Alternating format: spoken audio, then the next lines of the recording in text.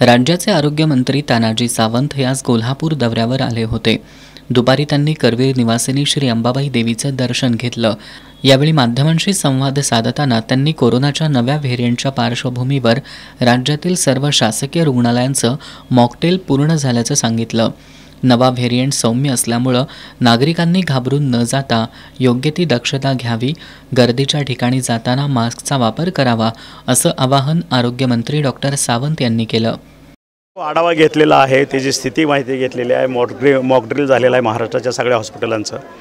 घाबरण्याचं काहीही कारण नाही। JN1 हा जो न्यू व्हेरिएंट आलेला आहे तो माइल्ड आहे, त्याच्यामुळे घाबरून जाण्याचं कारण नाही। पण जसं WHOनं आपल्याला अवेअरनेस केलं, केंद्र शासनानं अवेअर केलं, आपण काळजी घेणं गरजेचं आहे। त्याच्यामुळे जे काय जोखमीचे पेशंट असतील त्यांनी गर्दीच्या ठिकाणी जाणं टाळणं, आणि गर्दीच्या ठिकाणी जायचं असेल तर स्वतःची कुटुंबाची काळजी घेण्यासाठी गर्दीच्या ठिकाणी मास्क वापरणं एवढंच काळजी घ्यायची आहे।